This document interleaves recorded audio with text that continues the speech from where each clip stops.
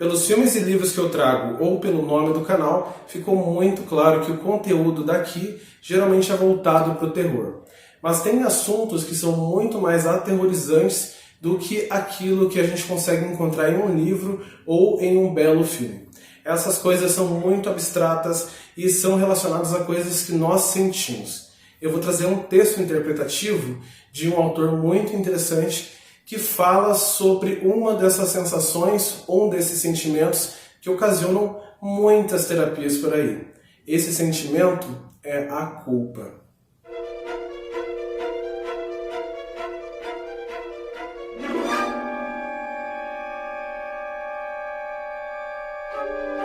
Não se importe, meu filho querido. Não se importe com o que te digo, não se importe comigo. Espero que o tempo abrande em sua memória meus gritos, meus tons inapropriados, minhas piadas sem graça. Espero que o tempo apague quase todas as minhas palavras e conserve apenas o sussurro tranquilo e cálido do amor. Espero que inventem logo um controle remoto para que você possa baixar meu volume, me pausar, para que possa avançar as cenas ingratas ou retroceder muito rápido até os dias mais felizes, para que você possa experimentar quando quiser a liberdade de agir sem ninguém te vigiando, o prazer imenso de ensaiar uma vida sem mim. Inclusive, poder decidir, por exemplo, caso necessário, me apagar. Não digo apagar essas palavras, que por si só são líquidas, perecíveis, mas me apagar por completo, como se eu nunca houvesse existido.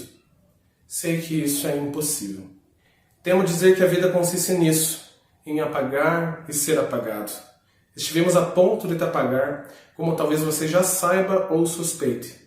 Não queríamos ter um filho. O que acontece é que na época éramos filhos. Éramos tão filhos que a possibilidade de ser pais era algo extremamente distante de nós. Além do mais, sabíamos de antemão que iríamos nos separar. Para nós, o amor era um incidente. Uma prática, no melhor dos casos, um esporte de alto risco. Pouco antes de sabermos da gravidez, havíamos pensado em nos separar. Talvez seja chocante para você saber que o motivo de nossas discussões era o dilema de ter ou não um cachorro. No começo ela queria, mas eu achava que era responsabilidade demais. E depois quem queria era eu, mas ela alegava que não estávamos bem, que precisávamos nos consolidar como casal, se quiséssemos ter um cachorro. No fundo, concordávamos. Nós não nos sentíamos capazes de cuidar bem dele, de ter a paciência e a disciplina para levá-lo para passear todos os dias, para manter seu pote sempre cheio de comida, para passar antipulgas uma vez por mês. Achávamos jovens demais para tomar conta de um cachorro, mas não éramos tão jovens assim. Eu e sua mãe tínhamos 24 anos. Com essa idade, meu pai tinha 2 filhos. O mais novo de 4 anos era eu. Mas em minha geração, sei que você odeia essa palavra, ter filhos era algo que só começávamos a pensar lá pelos 35 anos. Se é que chegássemos a pensar nisso. De todo modo, se te servir de consolo quando soubemos a gravidez, nunca nem pensamos na possibilidade de fazer um aborto. Quer dizer, pensamos nisso. Procuramos saber os preços das clínicas clandestinas, inclusive fomos a uma, mas não nos consideramos seriamente a possibilidade. Não seria de toda verdade dizer que nos arrependemos ao chegar lá, porque, como estou dizendo, era uma ideia entre tantas outras e não a principal. O dia em que você nasceu foi o mais feliz da minha vida, mas eu estava tão nervoso que não sei se a felicidade é a melhor palavra para descrever o que eu sentia naquela madrugada. Acho que é minha obrigação te dizer, apesar do amor absoluto que sinto por você, apesar de toda a alegria que você trouxe para a minha vida, e imagino que para da sua mãe também, não a vejo há uns 10 anos, mas tenho certeza de que você também foi uma fonte permanente de alegria para ela. Apesar de tudo isso, preciso te dizer que durante os 18 anos que agora você tem, nunca deixei de me perguntar como teria sido a minha vida se você não tivesse nascido. É um pensamento esmagador. Uma porta que leva à noite mais escura, à escuridão total. Mas também à penumbra, e às vezes lentamente algo semelhante à clareira de uma floresta. Essas fantasias são normais, mas não é comum que os pais a confessem.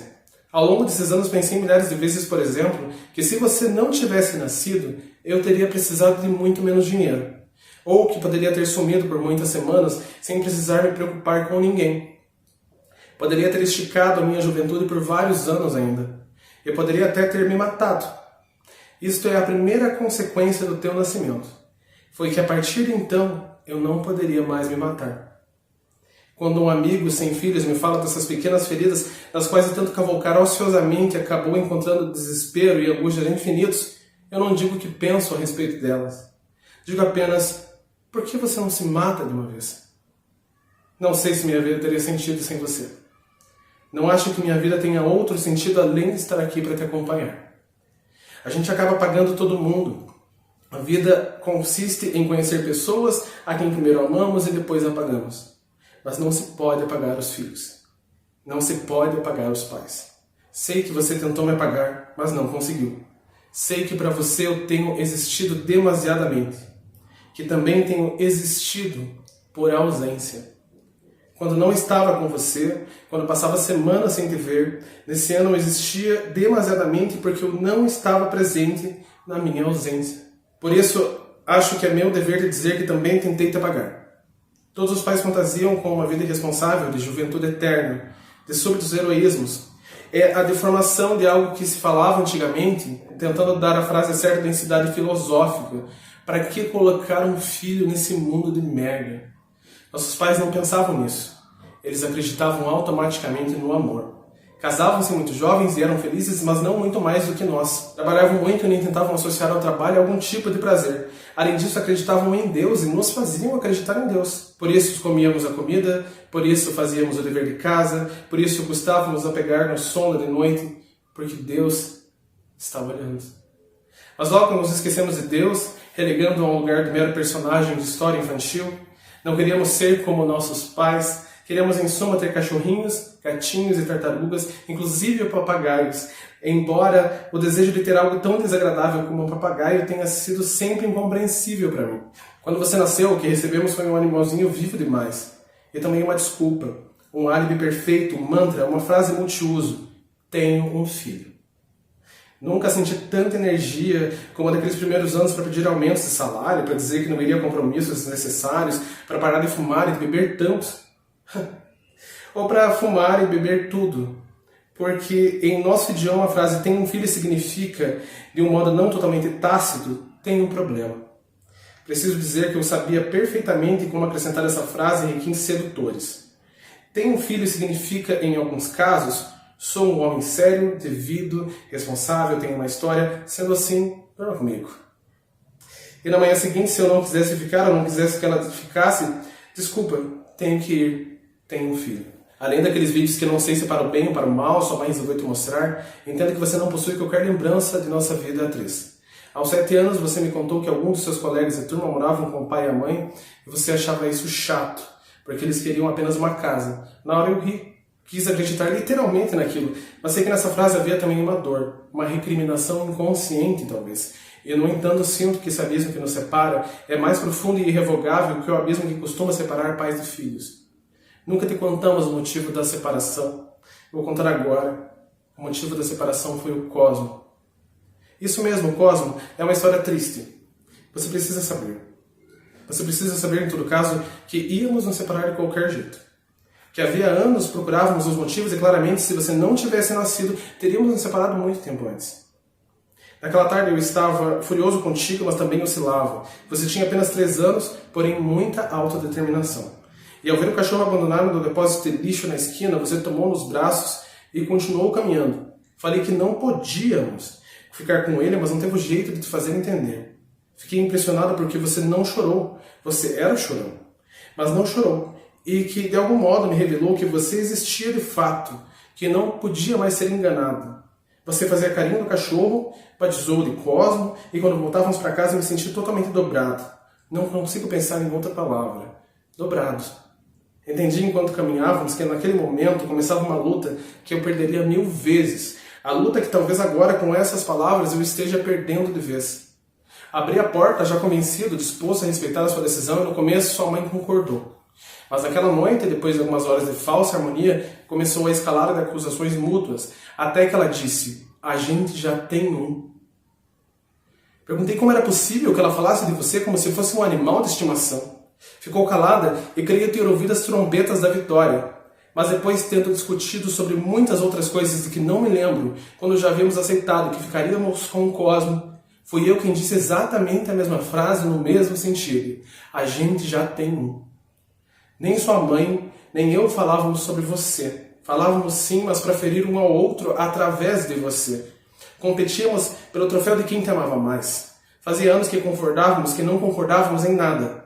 E naquela noite eu saí de casa, em pouco tempo depois sua mãe levou o Cosmo para o meu apartamento, o que acabou sendo bom, porque como todas as crianças, havia alguns fins de semana que você não queria ir para a casa do seu pai, mas sua mãe te lembrava que você tinha que cuidar do Cosmo.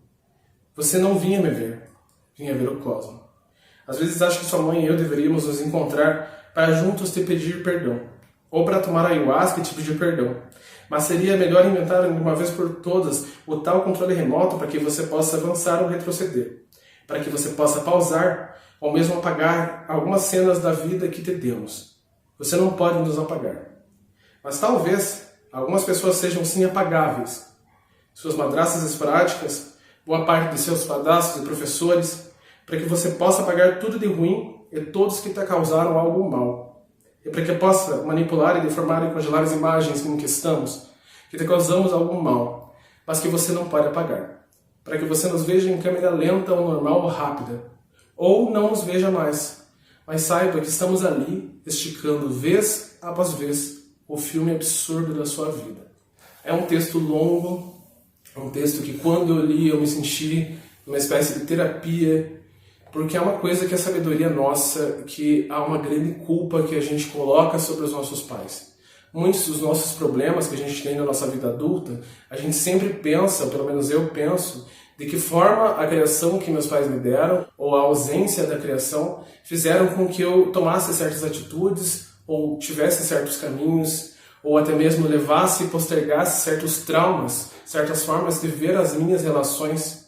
Mas esse texto do Alejandro me fez ver que, acima de tudo, os nossos pais também são filhos.